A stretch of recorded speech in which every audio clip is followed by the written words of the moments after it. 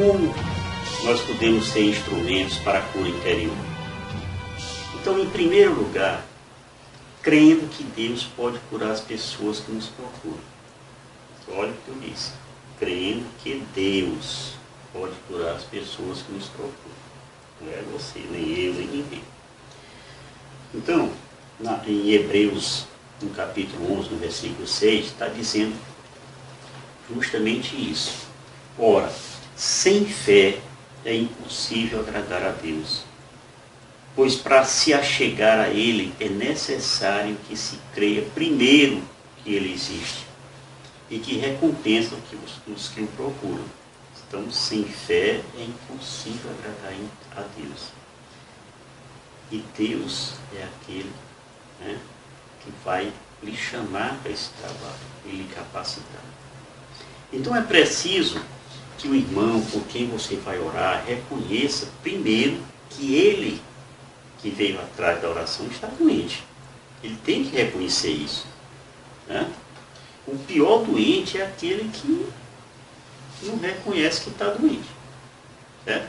Isso aí é velho, é uma coisa que a gente está ouvindo isso aí desde assim. Então, as pessoas até costumam dizer, os ferimentos podem sarar com o tempo. Eu não sei não, eles podem piorar. Sarar, sei não. É? Então, se essas pessoas continuarem pensando assim, quando a dor vier, talvez já estejam numa situação deplorável. Então, eles devem confiar em quem está orando por eles. E nós temos que passar esse sentimento para ele, né? Não temos que ser uma pessoa desleixada, uma pessoa vulgar. Não, a gente tem que passar santidade para ele. Não com hipocrisia, mas ser aquilo que Deus nos chamou para ser, né? E estabelecer essa relação de confiança. É verdade que no mundo que nós vivemos não é prudente a gente partilhar certos problemas, né, com pessoas estranhas. A gente sente muito isso, essa retenção de informação das pessoas que nos procuram, né? Assim, puxa, será que eu me abro aqui ou não, né?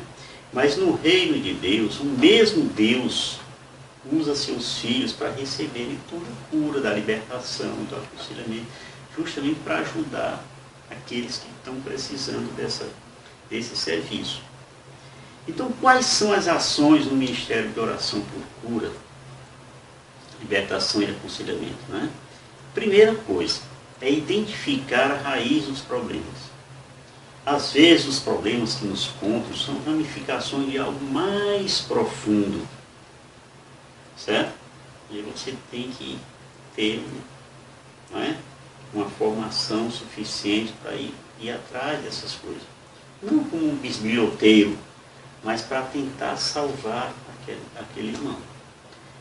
Se rasgassem, né, os seus corações e de fato revelassem as suas lembranças, eles poderiam obter a cura com muito menos dor.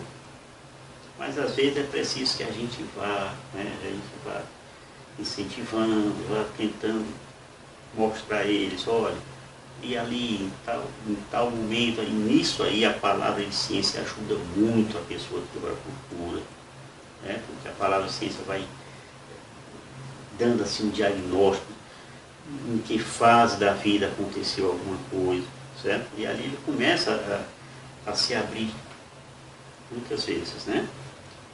2. Quebrar a maldição e o jugo satânico. Isso é feito por meio de orações. Então nós devemos repreender, né, e expulsar em nome de Jesus todo e qualquer domínio satânico sobre a vida do irmão. 3. Pergunte ao irmão, simplesmente assim, você realmente se conhece? Então peça a Deus que lhe mostre o quanto está enganado, quanto ele está enganado, né? Leia, por exemplo, o Salmo 138, no versículo 23 e 24, que é muito conhecido da gente, né? Prescutai-me, Senhor, para conhecer meu coração, provai-me e conhecei meus pensamentos, vede se ando na senda do mal e conduzi-me pelo caminho da eternidade. Ora, Deus sabe que existe um caminho mau, né? Por isso, Ele precisa nos dar um coração novo. Coração novo. Você lembra perfeitamente aquela passagem de Ezequiel, no capítulo 36, Ezequiel, no capítulo 36, no versículo 26 a 27, diz o seguinte: dar-vos-ei um coração novo, Deus falando, e em vós porei um espírito novo, tirar-vos-ei do peito o coração de pedra e dar-vos-ei um coração de carne. Dentro de vós meterei meu espírito, fazendo com que obedeçais as minhas leis e sigais e observeis os meus preceitos. Mais claro do que isso, é impossível. Então, com o coração sujo, não agradaremos a Deus por nossas próprias forças, muito menos os nossos irmãozinhos que nos procuram. Então é necessário nascer de novo. Convença isso. Convença ele disso, né, que é necessário nascer de novo. Jesus, aliás, disse até para aquele Nicodemos, né? Então Deus tira um coração velho, de pedra, e dá um coração novo de carne. Só Ele pode fazer esse transplante. Só Ele pode fazer esse transplante. Ele é quem nos capacita a agradá-lo. Certo? Então a natureza caída do homem não tem coragem de enfrentar a realidade da vida. Então nesse ponto é que entra a religiosidade. Meu irmão, você já deve ter ouvido várias vezes essa palavra, religiosidade. Você sabe o que é religiosidade? Vou colocar bem aí uma telazinha para você. Religiosidade é o sentimento que nos impele a reconhecer a divindade independente de um determinado culto. É o esforço do homem em agradar ou apaziguar a Deus. Isso que significa religiosidade. Certo? Então, não querendo mudar, nem se arrepender, alguns irmãos usam todo tipo de recurso na tentativa de ficar apaziguando a Deus. Usam amuleto, usam figa, patuar, aquela florzinha lá, e ninguém pode, enfim, inventando coisa. Né? O homem tenta ser aceito por seus próprios méritos, e não pode ser assim, nem vai ser assim, nunca vai ser assim. Né? Nunca vai ser assim.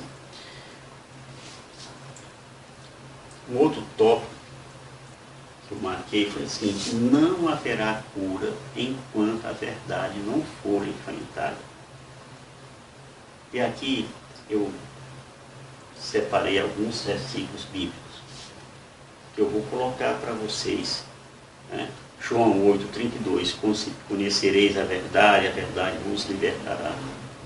Tem também no mesmo Evangelho de João, no capítulo 8, nos versículos 44 e 45, que diz assim: vós tendes como pai o demônio e quereis fazer os desejos de vosso pai. Ele, demônio, era homicida desde o princípio e não permaneceu na verdade, porque a verdade não está nele. Quando diz a mentira, fala do que lhe é próprio, porque é mentiroso e pai da mentira. Mas eu, né, Deus, né, porque vos digo a verdade, não me credes. Um outro versículo que mostra também essa parte é João, no capítulo 14, no versículo 16 e 17, e depois no capítulo 16, no versículo 13. E diz assim: e eu rogarei ao Pai, e ele vos dará outro paráclito, que fique eternamente convosco. É o Espírito da verdade, que o mundo não pôde receber, porque não vê nem o conhece. Mas vós o conhecereis, porque permanecerá convosco e estará em vós. Quando vier o Paráclito, o Espírito da verdade, ensinar-vos-á toda a verdade, porque não falará por si mesmo, mas dirá o que ouvir, e anunciar-vos-á as coisas que virão. Então é isso. O pecado, ele sempre começa com a mentira, rejeição, complexo, certo? Se o irmão não for honesto e não enfrentar a verdade, ficará difícil a sua libertação, né? Porque é necessário. A libertação está justamente nessa arrancar essa verdade. Então é preciso, já com você como chefe, tratar a raiz do problema, ainda que ele procure, né, o irmãozinho procure mecanismo para esconder os seus problemas, né? Assim começa a forma de escapismo.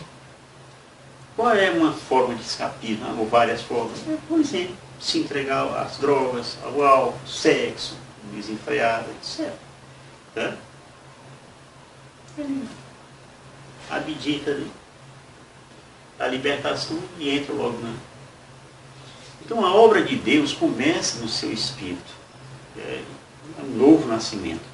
O Senhor perdoa os pecados, mas os pecados causam marca nas áreas da sua alma. O Senhor arrancou as ervas daninhas do pecado, mas ficaram os buracos que agora Ele quer encher, quer preencher esses buracos com a sua graça. Então, irmão, Deus nos livra do pecado, mas não das consequências da vida do pecado. Tá certo?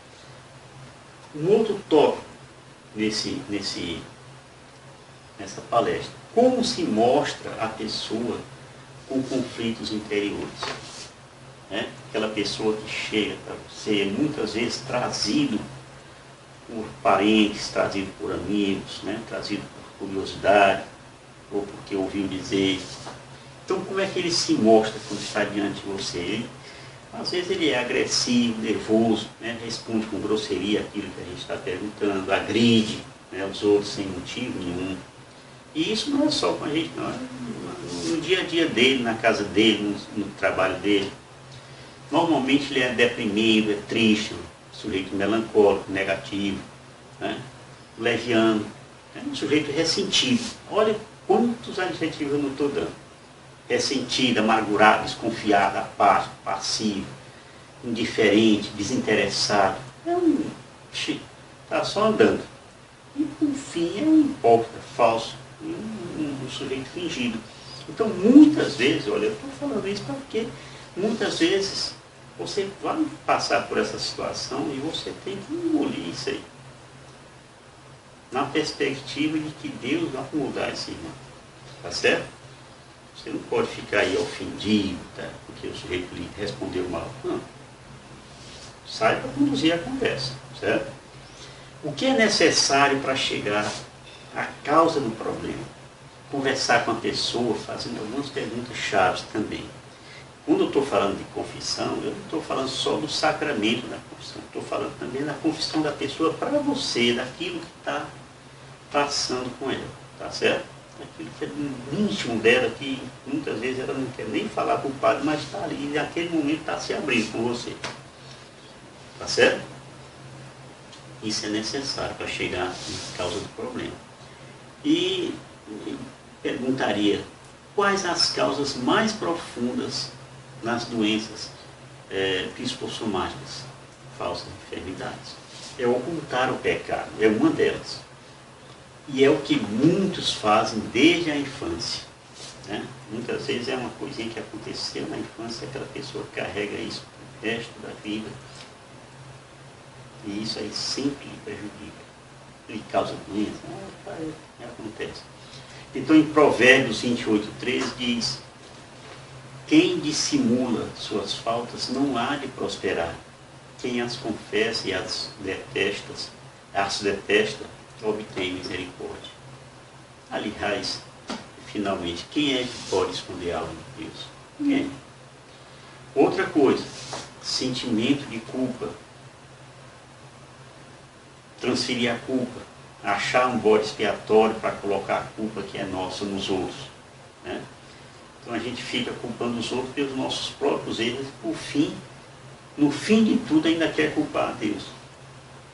Aliás, foi o que fez Adão, por exemplo. Né? Adão, em vez de ter pedido perdão a Deus por ter feito o que fez, ainda foi dizer, olha, aquela mulher que tu me deste aí. Outra coisa, justificar o pecado. Muitos tentam justificar por que pecaram. Isso não interessa. Dar explicações sobre as circunstâncias, os fatores que influíram, né? Querendo mostrar que aquele pecado que ele cometeu foi inevitável, que foi alheio à sua vontade, que foi necessário ser feito. E aí lembra-se até uma passagem de Saul, no primeiro livro de Samuel, no capítulo 13, versículo 8 ao 13, e depois de 1 Samuel, no capítulo 15, entendendo que Saul diz assim, senti-me constrangido. Aí diz assim, fui obrigado, forçado pelas circunstâncias. Outra coisa, racionalizar o pecado. Então Freud, que é o pai da psicanálise, né, disse que o sentimento de culpa é causado pela religião. Isso aí foi uma das afirmações dele. É uma ciência dizendo isso. Mas muitas pessoas eliminaram a religião do seu dia a dia, né?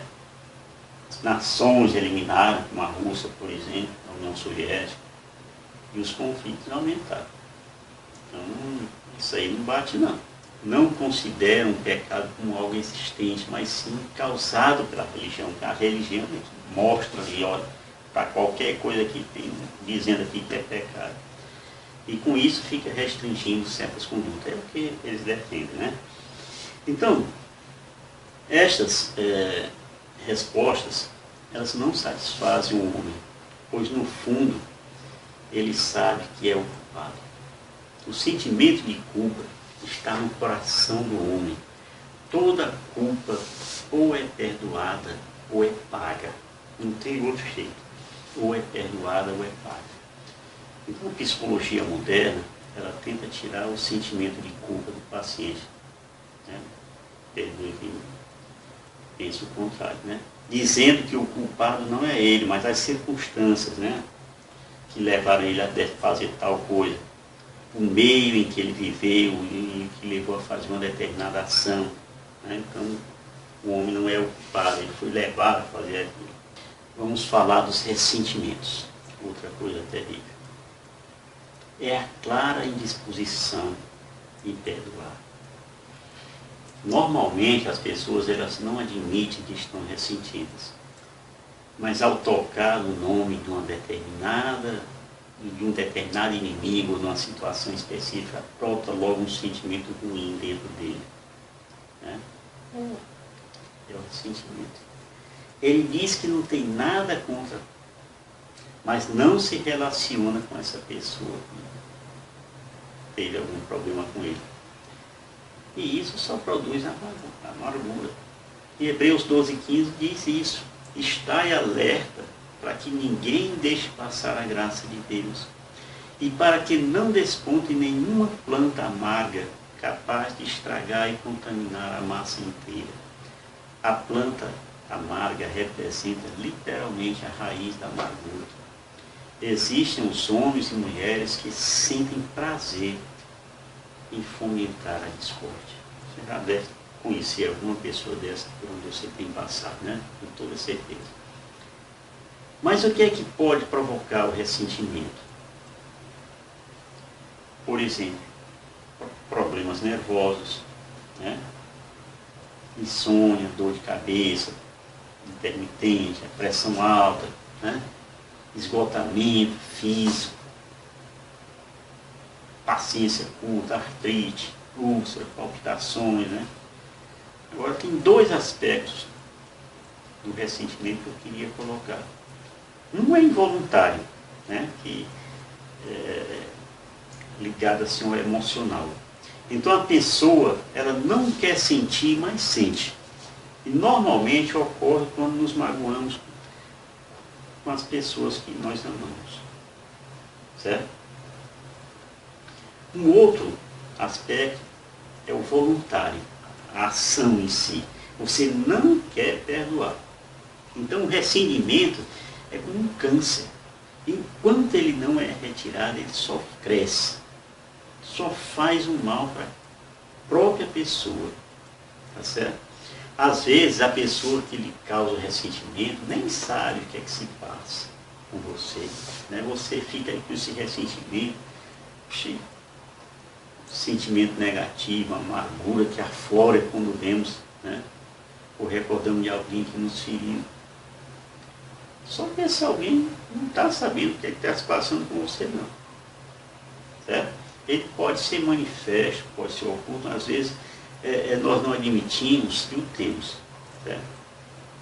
Mas a gente tem que tratar desse assunto. O ressentimento é uma brecha para os demônios. É uma brecha por quê? Porque ele impede Deus de agir. Deus não entra no seu livre-arbítrio. Então nos leva a fazer aquilo que nós mais odiamos. Então na pessoa molestada sexualmente, por exemplo, o ódio abre uma brecha para um espírito de cobiça se alojar nela. E leva essa pessoa a fazer aquilo que ela própria sofreu e que tanto lhe magoou. Então dessa forma, o perdão é a única maneira de você tracar, né? Você botar uma barreira nessa brecha e não ter, tirar, quebrar, não ter mais a brecha. Porque é na brecha que o demônio entra na sua vida. Então a única maneira de quebrar esse domínio é assim. Você sente que está sendo chamado? Essa é uma pergunta agora, mais diretamente, né? Então Jesus disse, eu sou a videira e meu pai é o agricultor. Eu sou a videira, vós sois os ramos. Se alguém permanece em mim e eu nele, produz muito fruto, mas sem mim nada podeis fazer. Isso está em João, no capítulo, no versículo 1a e no versículo 5. Tá certo? Então essa é a chave. Permaneça na videira verdadeira se você sente que está sendo chamado. Você não pode caçar outros caminhos. Tá certo? Então Jesus, por exemplo, aquelas instruções que estão em Mateus, capítulo 10, versículo 7 ao 10, onde ele diz assim, por onde andardes, anunciai que o reino dos céus está próximo. Curai os doentes, ressuscitai os mortos, né? Purificai os leprosos, expulsai os demônios, recebeste de graça dai. Não leveis nem ouro, nem prata, nem dinheiro em vossos cintos, nem mochila para a viagem, nem duas túnicas, nem calçados, nem bastão, pois o operário merece o seu sustento. Então, nossa missão hoje é como a dos apóstolos naquele tempo, é tornar-nos seguidores de Jesus. Então, quando nós, leigos, somos confrontados com a possibilidade de orar pelos outros para pedir a cura, a grande maioria sente medo, porque pensa na possibilidade da fé faltar num momento decisivo. Olha só. Só que quem faz a obra é Deus, minha gente. É Deus. A fé, levada assim para o lado mais pessoal, se torna impossível até. Mesmo para quem tem orado por vários anos pelos doentes. Então o Senhor só nos pede para termos a fé mesmo do tamanho de um grãozinho de mostarda. Né? Portanto, invoque o nome santo de Jesus e o seu poder curador e libertador. Eu e você somos apenas um instrumento. Então, colocando a sua fé no amor de Jesus durante a oração, você poderá orar, por exemplo, só um exemplo. Meu Senhor e meu Deus, Tu amas essa pessoa. Me põe aqui para me usares como um canal do Teu amor e da Tua misericórdia. E acredito e creio mesmo que pela Tua promessa e Seu amor o curarás e o libertarás. Coisa simples. Mas isso aí é só um exemplo.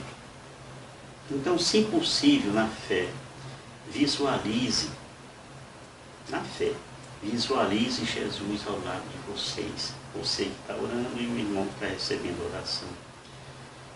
Visualize Jesus com as mãos sobre a pessoa por quem você está orando. Então peça ao Rei da Graça para fazer um bem a essa pessoa. Certo? Na fé.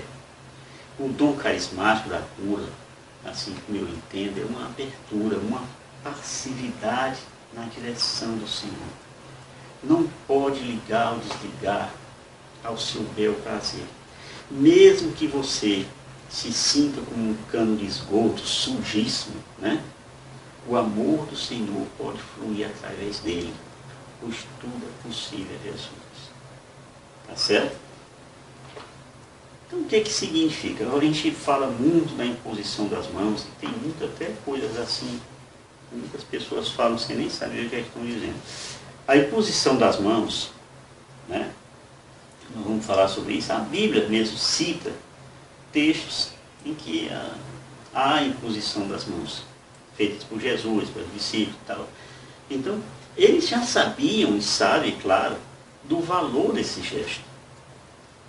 Então, algumas passagens bíblicas que eu separei aqui para mostrar para vocês. Mateus 19:13 diz assim: foram-lhe então apresentadas algumas criancinhas para que pusesse as mãos sobre elas. As crianças levaram para Jesus, né, abençoar.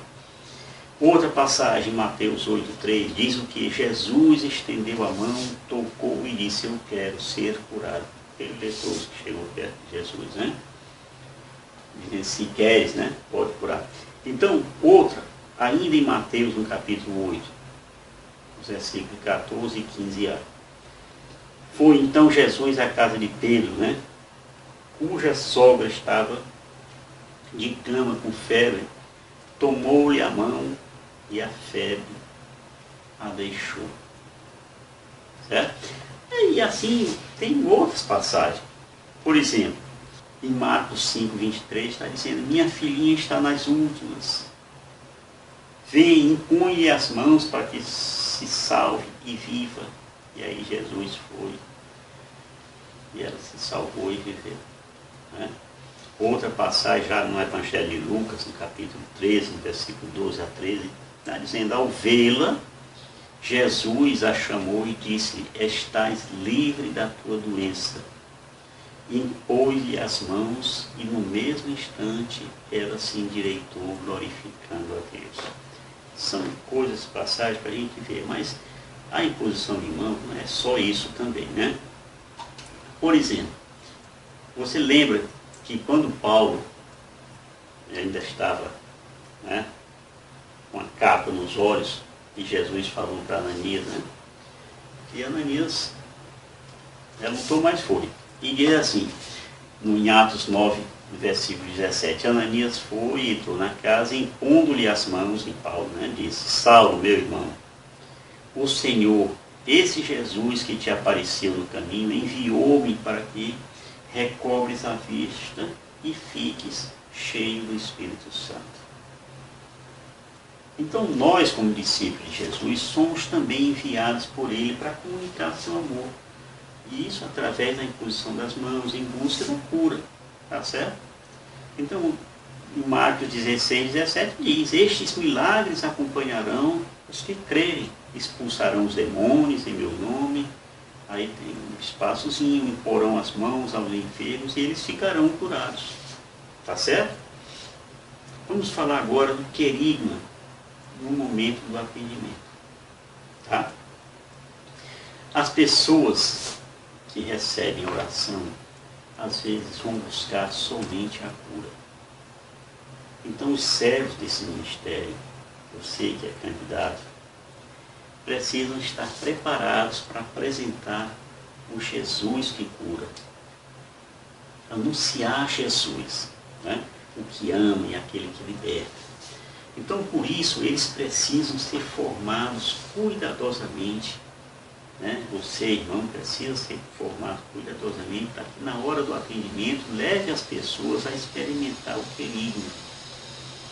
O que é querigma? Né? Às vezes a gente fala querigma, querigmático e tal. Então, querigma é uma palavra do grego, querigma, vai aparecer na tela. É uma palavra usada no Novo Testamento, assim como um significado de mensagem, pregação, anúncio ou proclamação. É o primeiro contato profundo com Cristo. certo? Então, o atendimento ao público, ele exige sigilo também, né, e discrição dos servos desse ministério. Então, nós somos guerreiros da vitória. Deus é por nós e está conosco, certo? A vitória é certa. Com Jesus, nós somos mais do que vencedores em seu amor do Pai. Está em Romanos 8,37. Então, vamos levantar nossos irmãos, né? E esses irmãos, depois de pé, irão ajudar outras pessoas a se levantarem, com isso aumentar esse exército do Senhor, né? Então, um povo que trabalha e testemunha com a sua vida o amor de Deus e faz com que mais e mais pessoas se juntem a esse chamado de Deus. Então, rogamos para a intercessão de Nossa Senhora, né, por todos nós, né? Para que nós sejamos fiéis nessa missão. Porque é um ministério muito importante, é um ministério muito carente também. A demanda é muito grande, né? E são poucos aqueles que estão se dedicando a esse ministério. Tá certo?